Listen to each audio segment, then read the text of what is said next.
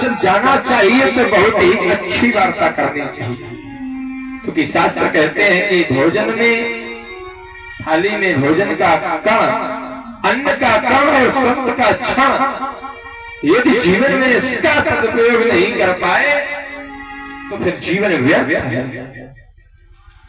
संत का क्षण, संतों के पास जाओ तो कभी व्यर्थ की बातें मत करो, संतों के पास जाओ तो कभी धन की बातें मत करो, संतों के पास जाओ तो कभी संसारिक वार्ता ही ना करो, क्योंकि संत तो परमात्मा की प्राप्ति का साधन होता है। संत के माध्यम से ही परमात्मा की प्राप्ति होती है। जिस समय जयंत भाग रहा था, परमात्मा से विलग होकर के जयंत दूर दूर भाग रहा था, उस समय नारद ने देखा, नारद देखा विकल। कितना पूछो कि भगवान की प्राप्ति कैसे हो।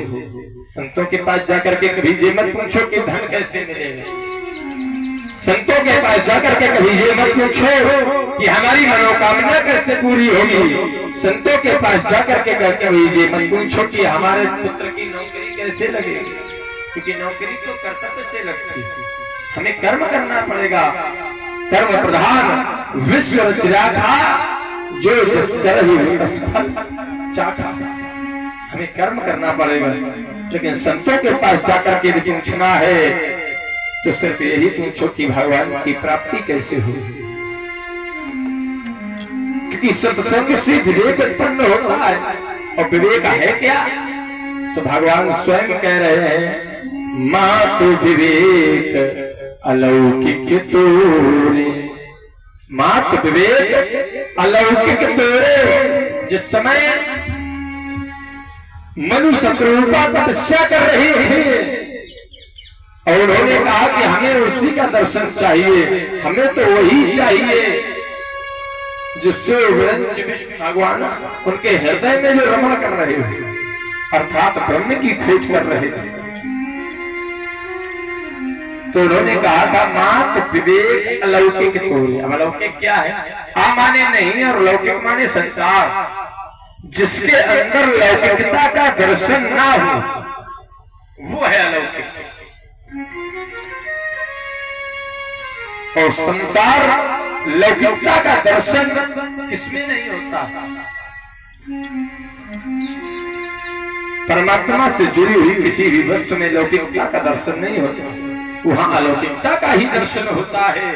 तो संतों के पास जाकर के सिर्फ इतना ही पूछो कि हमें परमात्मा की प्राप्ति कैसे होगी,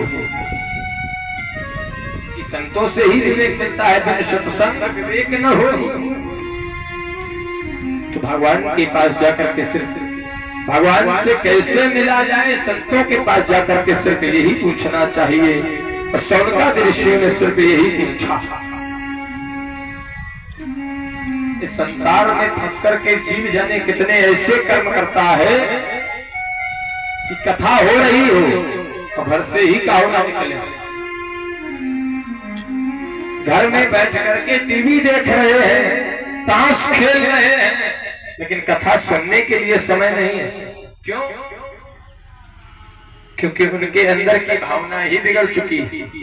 संतों के प्रति सम्मान समाप्त हो गया है, और संतों के प्रति सम्मान समाप्त हो जाएगा तो फिर जीव अलौकिकता का दर्शन जीवन में नहीं।